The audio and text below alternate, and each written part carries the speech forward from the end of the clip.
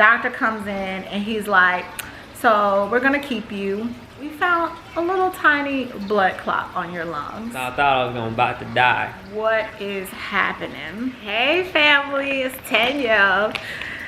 Oh my goodness. Y'all, what happened to Vlogmas? What happened to Vlogmas? Guys, I am recording from my phone right now. So yesterday was Friday. Today is Saturday, December 12th. Yesterday I went and did some shopping. I was actually out all day yesterday looking for our Christmas Eve gifts for the kids, which is why I didn't vlog. I just did Flashback Friday. But I was out all day doing that, and had about, Lonnie was working, so he worked yesterday. The girls had doctor's appointments. I'm just kind of trying to walk out through our day. So I got up, he worked. I went and started looking for our Christmas Eve stuff. The girls had a doctor's appointment at 1:30. I took them to their doctor's appointment, brought them home, and then I went back out. And then at 6 o'clock, me and Lonnie met up at another Target that I was going to. And so we met up at that Target, and he just didn't look right. And I was like, babe, are you okay? And he's like, yeah, I've been in pain. But, the last night or so, I've been just having some really bad pain. And I'm like, okay, what kind of pain? And he starts explaining the pain to me, and I'm like, okay. And so we went in Target, and he could like barely walk, y'all. And I'm like, oh no, we're taking you to urgent care. Like, this does not look good. So we go to urgent care. We leave Target, go to urgent care, and they were like, you need to go straight to the ER. So we come to the ER. It's like 6:45. They immediately do, EKG on him, make sure he's not having a heart attack, which he wasn't. Thank God for that.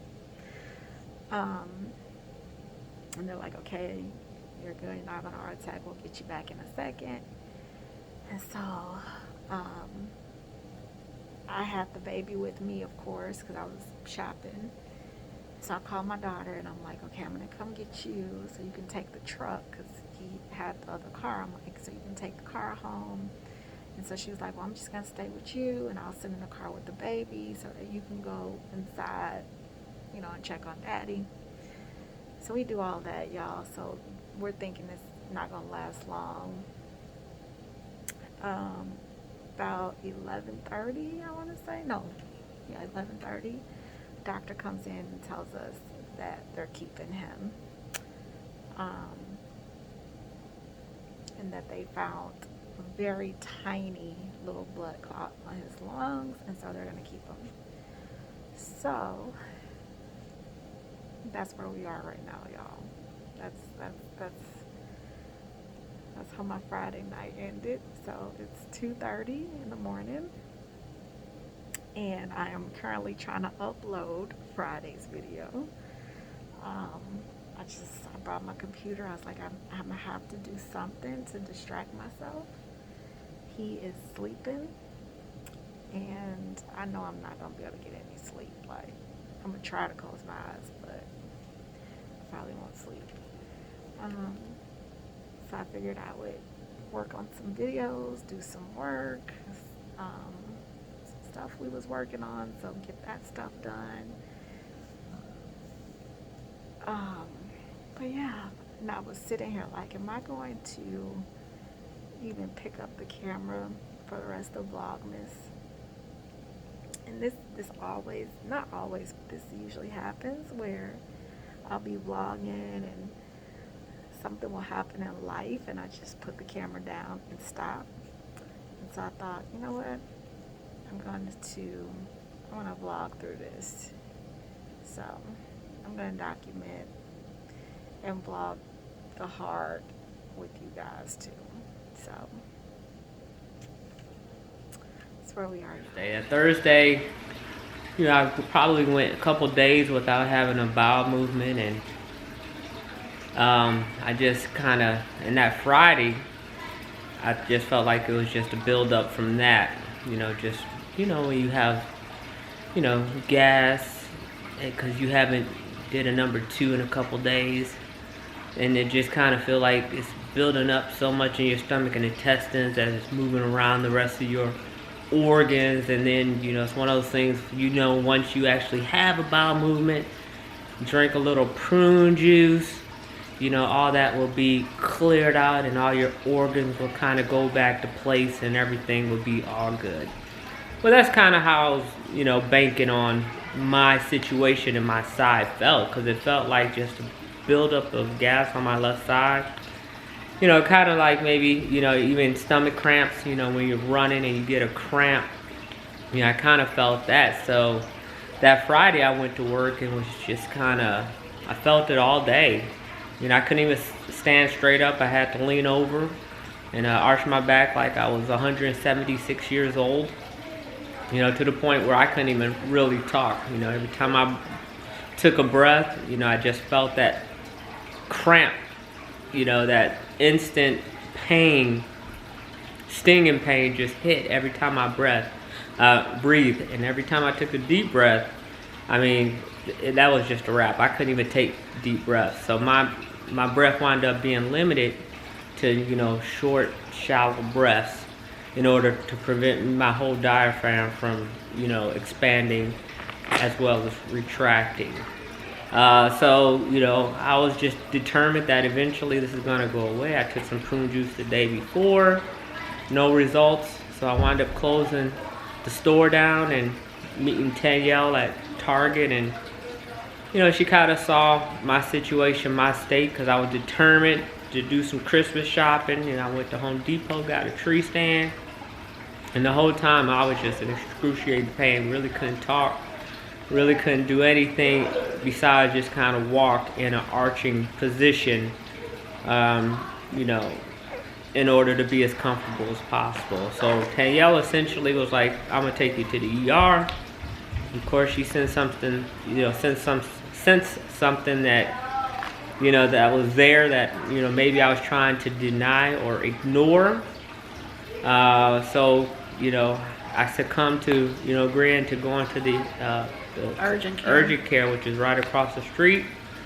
I walked in and I was like, hey, you know, I'm coming by. I'm having pain in my left side, and I just really want to make sure it's not a situation where I'm having a heart attack.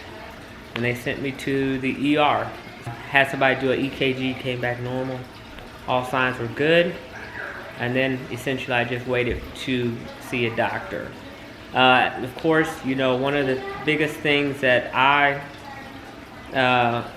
come to realize is that this COVID thing is real, because this is a hospital that we're typically able to get in pretty quickly, get seen, and get out. But we were there quite a bit longer. Come to find out later on, you know, it was a situation where most of the beds were being occupied by COVID patients. I want to say, like, he was saying how he could barely talk. And that's the thing, y'all. I had talked to him several times throughout the day, like just calling, touching bases, checking in on stuff, him calling me. And there was like no inkling in his voice that he didn't feel well or was having pain or had anything going on. Like, I was oblivious to that. The universe just worked itself out for me to be on that side of town. And we know that hospital very well. It's actually across the street from where we used to live. So we've been there a few times with the kids.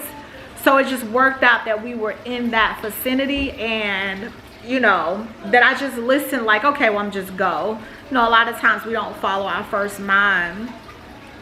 And then him talking about COVID.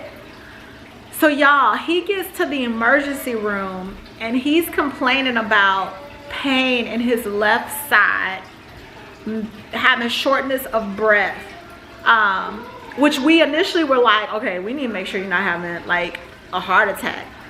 And because the hospital is overran with COVID patients, they have to be like, okay, we need you to wait for just a second, for a minute, which turns into longer than a minute, while we figure out how we can do an EKG on you, which they did it in like this makeshift kind of corner. So it's like, you put that into perspective that somebody could be having a heart attack, but because our hospital is overran by COVID patients, this person could die. Like, I get to the hospital, I'm having a heart attack, but you can't see me right now because your staff is overwhelmed, your beds are taken up, and like this thing is just a full circle kind of thing when it comes to COVID and how it affects, just how it can affect people in multiple ways. It's not just I'm asymptomatic and I'm okay, so whatever. Like, this thing can affect in more than one way. Just people that were there with mild symptoms being tested to see if they have COVID, you're taking up a staff member that could be treating somebody that is having an issue that's not related to COVID, if that makes sense. So once they got him back, pretty much told us we were staying. They let us know we have no beds. So you're gonna be staying, but you're staying the night in the ER. So like, he's in this bed that you get out of the ambulance kind of bed. And that's what he has to stay the night on. I am so thankful that they let me stay, because I know a lot of hospitals right now aren't allowing visitors. So you can't stay. And I was mostly freaking out about the fact of leaving him, because y'all, let's just be real. And if you don't know, when it comes to being black, one of the things about being black in America is having an advocate when you're in the hospital. Because our pain, especially as a black woman, now maybe not so much as a black man, but our pain is typically kind of dismissed. Like, a lot of times people will dismiss it and it's not that bad, or they're not listening to you when you're telling them that you're having something going on. And so having somebody that is there to advocate for you, to fight for you, you're in a hospital bed, you're hooked up to IVs. You press that nurse call button and you're like, hey, I'm feeling this. And they're like, okay, we'll be there in a minute. A minute turns into 2 minutes. A minute turns into 5 minutes. A minute turns into 30 minutes. And now something's happened. And so having an advocate to be like, hey, so, you know, I need y'all to get in here right now, it's just so important as a black person in America. So my biggest thing and my biggest fear and concern was leaving him. I did not want him to be in the hospital alone. We had great care up until then. It wasn't any reason for me not to feel like they weren't going to take care of him. But when I say it was crazy with COVID patients, and the nurses were just occupied and probably exhausted. So we were seeing that. We were seeing, like, okay, I'll be with you in a second would turn into 10-20 minutes. And so that was, for me, I'm like, dude, I'm not leaving you, because if you stop breathing in here, like, you call a nurse like, I'm struggling to breathe, and they're like, okay, we'll be there in a minute. Right. I know the history of, a little bit about blood clots. I know that a blood clot in the lung can lead to definitely, any type of symptom up to, death. So, when they shared that information with me, despite all the craziness going on with me, I'm very happy that we did have doctors and staff that, despite everything that was going on, they took the time to give me all the testing that I needed in order to determine what my issue was. The doctor did think he had COVID. He thought I had COVID. He had came in and set up like this iPad screen, so that he didn't have to come back in the room. He was gonna talk to me through the screen. He's gonna talk to him through the screen. I thought he was gonna show me my heart or something. Right, yeah. He's like, no, shorty. But they did test him for COVID, which came back negative. So they did do that. Yeah, he definitely had excellent care. The doctor, when he came in to tell us he found the blood clot, he said, I was completely shocked. I was not expecting this. I never would have thought that this was going to be the case. I just kind of ran the test as a preliminary thing, but I was thinking it was going to come back and show nothing, and it showed that. And so it matters too, like what doctor you get. Like, these things matter, because had it been a doctor that was just exhausted and overwhelmed from COVID patients, and viewed it differently, like the nurses and everybody was like, oh, thank God, it's nice not to have to be, that it's something other than COVID. But on the flip side of that, you could have had somebody that's like, I'm exhausted, I'm tired, it's not COVID, give them some Tylenol and send them home. You know, like, he ain't having a heart attack, it's not COVID, he's good, send him home. And Lord knows what that could have been like. You know what I mean? Which is kind of, the situation we ran into, after the second night there, and when one of the doctors, the third doctor we met, he looked at my chart and was like, I would have just gave you this prescription and would have just sent you home. Right. They did an ultrasound on his legs to make sure that he didn't have blood clots in his legs, because the question was, where did this come from? Where did the blood clot come from? So they wanted to do an ultrasound on his legs.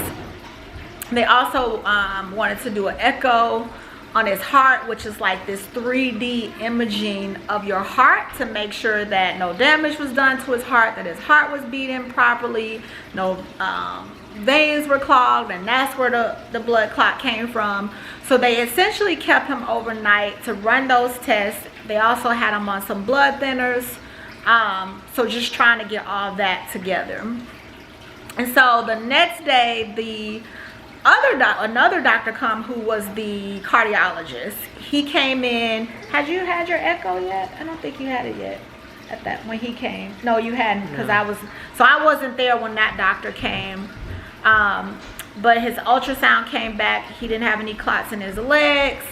But that doctor was like, we're gonna keep you another night, just to try to figure out where this blood clot came from, because it didn't come from your legs. So, we want to keep you another night. We're gonna try to get this blood thinning medicine right and all of that good stuff. And so they kept him another night. They ended up getting a room, so we were able to move into a room at the hospital. And again, they let me stay the whole time, so I'm just so thankful for that. My friend drove down, because y'all, I was panicking, y'all. Like, there was a point where he was in the room and they had unhooked the medicine, the blood thinner medicine, and he was like, I'm starting to feel like, I'm starting to feel the sharp pains, it's getting stronger, it's getting worse. I didn't know they had unhooked him from the medicine. I just thought like he was starting to like go downhill, and I like freaked out. I couldn't stand the room. I left the room. I called my friend and I'm like crying. I'm like, I just need you to get here. And she was like, I'm on my way, and just got in her car and came. Mostly for me, I needed somebody to be with my kids, because I didn't want to leave him. And I'm thinking, Lord forbids something happens to him, I'm not gonna be any good. Like, I am going to be devastated, to say the least. And I got my kids, there's nobody. I don't have any family here. His family's not here. So my whole thinking was, I don't want to be alone. And so, yeah, it was very, very scary in that moment. Like, you know, it was unreal. Having knowledge is so important in the hospital, because I immediately was on the phone with my friend who's a nurse, with his sister who's a nurse, and I'm just like trying to verify, like, is this the case? Is this normal? What should I be asking? Is this typical for them to send somebody home? And y'all, people talk about Google, and it's like, don't Google because Google will scare you, or, you know, Google's not a doctor. And that's all true. But I feel like Googling and just being able to see what the terminology, being able to see what's kind of common, what's normally done. So when the doctor is saying to you, like, oh, this is that, or this is that, you can say, okay, yeah, I saw that. Like, that sounds about right on what they've said, you know, on Google or whatever. And if you have a nurse friend or a nurse in the family, of course, talking to them, they're not doctors, and we all get that. But just having somebody that has a little bit of knowledge that can say, yes, that sounds accurate, no, you might want to ask more questions, or whatever, was also so important, and I think crucial for us. Yeah, I agree. I think Google is just a wealth of information for you to have some type of education, knowledge to be able to ask those questions. Yeah, and it's hopefully a starting point. Yeah, it's a starting point, so they can provide you better feedback. Right. Yeah. I asked if they would do another CT scan, because we were like, we don't want him to leave, and we don't know what's going on with that blood clot. And they were like, well, there's no need. You know, you're on the medicine, so you're all good. And that was kind of the common practice, right? From what I had saw, we asked, and they were like, okay. We get home Sunday morning. Was it Sunday? Yeah, you stayed Friday night. Came back Sunday morning. Watched the football game. Yep, so we got home Sunday. He watched the game. My friend was like, okay, I'm gonna go ahead and head out. Sunday night, he was in pain. And I'm like, okay. And he's telling me, it's okay. Like, I just need I just need this medicine to kick in. They prescribed him this medicine called Eliquis, but our insurance company wouldn't cover it. So he ended up, y'all, that's a whole nother, like, really, this is where we live it, the world we live in. So he ended up on an injection. And so he's like, oh, I just need it to kick in. I just took my one for the night. And again, I'm looking at him and I'm like, no, nope, something's not right, nope. Yeah, I was having trouble. I was having the same symptoms as I originally did. So I tried to just kind of lay it off. I couldn't sleep, you know, I tried to sleep, lay down. You know, I couldn't lay on my left side. I couldn't lay on my back, barely could lay on my right. So I decided I would just get up and just kind of walk it off, you know, because of course I have my medicine, treatment. I felt like I got good treatment, good medicine, and it was just one of those things that needed to kick in. So I figured if I just kind of walk around and walk it off, I would start feeling some relief.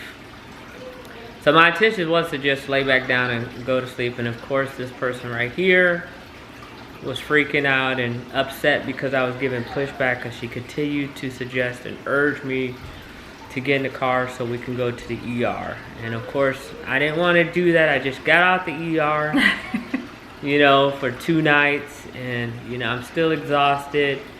Don't want to get another COVID test, because we all know if you all had a COVID test in the nasal passage, it is the worst thing. I didn't want that, so I was trying, and you know, I had so many shots in my arms. You know, when we went the first day, she couldn't find the vein. Wound up having to get a machine to highlight my veins, and you know, I was poked unnecessarily like 3 times trying to find a vein. So I just, you know, I was looking like a, you know, cocaine addict. Heroin addict. So I didn't really want to go back, but you know, I saw her concern and frustration in me, you know, I felt like the symptoms were getting worse, and I was like, okay, fine. We'll just go as a precaution just to make sure, because I mean, the pain level was about a 6, so it wasn't necessarily that 7 or 8 I was experienced. But I was like, just as a precautionary, let's just go on up here. So we get up there, and, you know, fortunately walked in the ER. You know, it was a slow night. It was a slow night. There was literally nobody. One person in the lobby eating a sandwich or something, but it was completely dead. They instantly got us in. I kind of shared what the symptoms were, and yeah, you can tell them. They were like, we're gonna do another CT scan. This doctor was once again awesome. He's like, we're gonna do a full scan of your abdomen, because at that point we were worried that did this blood clot come from his abdomen, because he was experiencing, it was literally the repeat of what had happened Thursday. Yep. So Sunday it was the same thing. Like, he felt like he needed to use the bathroom, couldn't go, so he drank prune juice, and then a few hours later he's in pain. So now we're thinking, is this an intestinal issue? Now this is where Google could be not so good, because I'm reading all this and they're like, oh, blood clots from the abdomen, and it can be cancer, and this, that, and I'm like, oh Lord, you know, that's when Google's not so good for you. But at the same time, I'm like, we need to ask for an ultrasound of your abdomen. And so we went, and we were explaining, and the doctor was like, let's do it. I want to go back. The doctor that was like, I would have sent you home, I asked him about doing blood work for cancer. Like, did they do blood work for cancer? And he said to me, well, I don't think that that's what's going on, and we don't want to spend unnecessary money to run these tests when that is highly unlikely. And I'm thinking, is it your money? Are you paying this money? Who money? Because we pay insurance, so who money you spend? Anyway, y'all. So we get to the ER, and I'm telling this doctor the same thing, and he's like, okay, we're gonna do all these scans, we're gonna look at his belly, we're gonna check for all this stuff. And so they do that, they pull the blood work. And you know, they were just burning through everything. I mean, there was nobody in the ER, so they were able to have the CAT scan, you know, radiologists, whoever they were on it, you know. So I got to the CT scan area. He's about to run me through, laid me down flat, put my hands, you know, above my head. He was like, oh, we gotta wait, because we haven't gotten the blood results yet, because of course they infuse your blood to be able to see a lot better through the CAT scan. I mean, they were just on it. So after a few minutes, he was able to go on and get the CAT scan done, you know, ran my stomach as well as my chest again, you know, did the whole kit and caboodle. And then he, you know, of course the tray that I was laying on slid out, and he went to go do some paperwork. So I was just kind of laying there waiting for him to get ready to roll me back in the wheelchair to the room. Well, at that time when I was just laying there, I felt the most excruciating pain in my abdomen, my left side, the same area that I've ever felt in my life. You know, I'm talking about, it was a 6 or 7. This time it was a 9 and 10. It was so painful to the point where I had to sit up. I couldn't even lay down. So I thought I was about to die. And I had to flag the technician down and was like, hey, I'm having serious pain here. I need help. So he wound up rushing back in and getting me in the wheelchair and taking me back to the ER room, where at that point, I couldn't even walk. I couldn't even get up. I was just hurting in my side so bad. I mean, it was literally a 10 out of 10. I couldn't even breathe. I couldn't even talk. You know, it was so painful. Tanya was asking me questions, and I was in so much pain I couldn't answer. Every time I talked, it was painful. And she didn't understand that. No, I understood. But when they rolled him in, and the technician was like, he's having a lot of pain right now, we need to get the nurse. He was calm about it. He got him in bed. He was like, I need to get you hooked up really quickly to the EKG and the machines. Call the nurse. And y'all, he is like not moving, not talking. My thing was, I need you to talk to me. Like, I don't know what's going on right now. I need you to just look at me. I need you to talk to me. I need you to stay here. You know, I'm thinking, you know, the movies where the person's like, have been shot, and they're like, they're like, stay with me, talk to me. I realize they're in too much pain to talk. Right, and that's what I'm thinking, but that's like flashing through my head. I'm like, you stay with me, you talk to me, don't stop talking, keep talking, like, just that is what I was doing. I knew he was in, I had never seen him in that kind of pain, ever. And so, I knew you were in pain. I just was like terrified and needed you to like not stop breathing. Was all I could think. Don't stop breathing. And and talking will not, like, you gotta breathe to talk. So you went and got the nurse. Took a little bit longer than I would have preferred. And that's why you need an advocate. Cause I was out in that hallway like, are they getting the doctor? What's going on? And they were like, the doctor's coming right now. Yeah, so the nurse came? Nurse came in first, followed by the doctor, who came in immediately after. They wind up giving me immediate medication to work on the pain, so they, you know, wind up giving me some morphine. After a few minutes, the morphine just wasn't working, so they wind up giving me some other type of pain medication, as well as an anti-inflammatory. Mm-hmm. And that started providing relief. That really did the trick. Well, come to find out, you know, when they did the CT scan, one of the things that happened, the side effects of a blood clot dissolving, is that it could build fluid on the lungs. And so ultimately, that's what happened in my situation. When I started feeling those pains, it went from a blood clot pain to fluid on the lungs. And so that's why they gave me the anti-inflammatories to try to, you know, get rid of that fluid in the lungs. Mm-hmm. And so I want to say our nurse that night was a new nurse, and I think new nurses are the best. I think if you could go to a school hospital, those are usually the best ones, because everybody's trying to learn, and so they're doing all these extra tests and extra things because they want to learn.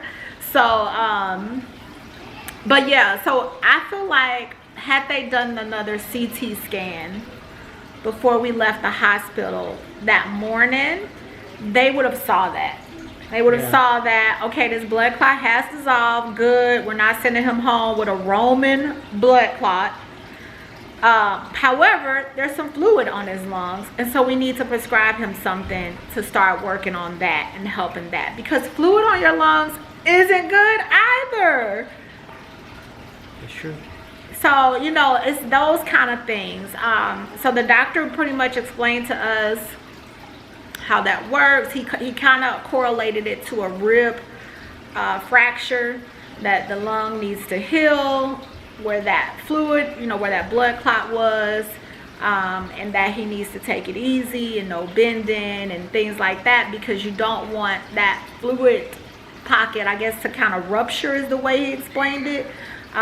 You don't want any injury to that area. So yeah, so you know, they wind up sending me home early, so we were there about 5 hours. So we got back, and you know, I've been feeling a lot better. They prescribed 3 medicines, anti-inflammatory, which is what he probably should have gotten when we left the hospital the first time, a steroid, and then some pain medication if he needed that. Starting to be normal again. We have a little joke now that we're like, is this post blood clot person or pre blood clot person? Because, you know, pre this epidemic, y'all, life happens and you like get caught up in all the moments and the things that's going on. We're business partners as well as parents, as well as being married, and so our relationship is like full of all these different things, and so we could find ourselves fighting and arguing about a business decision that we're trying to make, or about the kids, or just relationship stuff. Usually it's business, kids, then us. So you get caught up in life and you're like, you're driving me insane, and you know, whatever the case is, and all of that kind of stuff. And so that's like, we're like, that's pre-blood clot person. And then post is like, you realize that, oh my God, I could lose this person, and all of that I was mad about is irrelevant. Like all of that we were just arguing about 15 minutes ago, because y'all, this happened like in a blink of an eye, is irrelevant. You know what I mean? Like my daughter was like, I actually missed seeing daddy's cup in the morning. You know, the things that irk you about a person, like leaving their clothes on the floor or whatever, leaving their toothbrush on the counter, whatever it is, you realize like this could be the last time that their clothes are on the floor. And if I pick these clothes up, they will never be on the floor again. Like those things are crystallized in moments like that. And so you become this different person when you're in the trauma. We kind of talked about getting back to normal. Like when he was in the hospital, it was like, oh, I can't wait to get out of here so we could get back to normal. And I said to him, do we really want to go back to normal? Right. Like we want this moment to change us. Like we don't want to go back to normal. We want this moment, what we feel right now in this moment, we want it to stay. We want it to stick. Like we don't want to get back to normal and we forget like how we felt in this moment, like how I felt in this moment of I could lose him. So getting back to normal would be his clothes on the floor and I'm mad about it. And I don't want to get back to that. I want to be where I am right now, where I'm like, thank God his clothes are on the floor. That means he was here, he's alive, he's good. You know, and even for him, it could be, I don't want to go back to normal with leaving my clothes on the floor. Like I want to pick them up because this is what we do to take care of each other. This is important. Like we don't, you know what I mean? It's just, yeah. And so now our joke is this pre-Lonnie, pre-BC Lonnie, or pre-BC Danielle? Who's this person showing up right now? And I think that's good for us to have kind of this moment in time. I think so. I think it was good. This was just 2020 giving me a kiss goodbye. Woo la, child. 2020.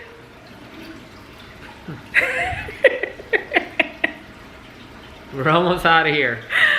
Woo, 2020 was like, y'all think I'm just gonna bow out here gracefully? Nah, Shawty, I got something for y'all. Y'all think business is okay right now? Let me go on and shake this up a little bit. Yep. So that, you guys, is what happened to Vlogmas and why I have not uploaded a single thing and have just been quiet and ghost and all that stuff. Like, this is what I was dealing with. This is what was going on the back end. And that just says to me also, you just don't know what people are dealing with. You know, people fall off. You don't hear from your friend for a few days. You don't, a lot of times we chop it up to, oh, they busy or whatever. But you just don't know what they're really dealing with. And so check on your friends, y'all. Check on your friends. Check on your people, your co-workers, whatever. You just don't know what people are going through on the back burner. You know, like, life is hard for all of us. So 2020 has definitely crystallized that for sure. So yeah, but he's here.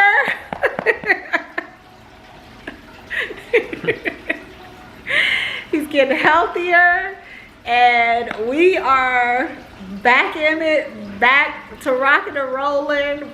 Christmas shots. Yeah. Shop till we drop. Nope, I'm not supposed to say yeah, that. I told him he's not allowed to say shop till he drop because that's what happened. For real. So yeah, so we're back you know, all is well. This will be a quiet Christmas for us. No family. My son's not even gonna come. We're gonna do a drive-by gift drop because right now he is immune compromised and COVID is real. So y'all that ain't wearing y'all mask, COVID is real. It is real. We actually had real. our first night there. The nurse informed us that a gentleman, 40 years old, 70 years old, 2 rooms down, passed away while we were there from COVID. It's real, y'all. So because of that, we will not be putting this guy at risk at all. So we're just gonna have a quiet, well, it won't be quiet. There's no such thing as quiet. But we're just gonna have us, immediate household, family members here for Christmas. We'll Zoom and FaceTime everybody else. And we'll do something after the holidays, you know, with the family. So that's what we got going on. I'm gonna hopefully get these videos uploaded because I was recording all the way up until that happened. So I have all kinds of videos that need to be uploaded. So I plan on getting those up for you guys, but I just wanted to sit and tell y'all what happened. And for those of you who may experience some symptoms like this, you know, you'll know and kind of maybe save somebody else's life out there. And for those married couples, y'all, be glad his shoes are not on the shoe rack. That's my advice. All right, y'all. We love y'all. And we will see y'all next time.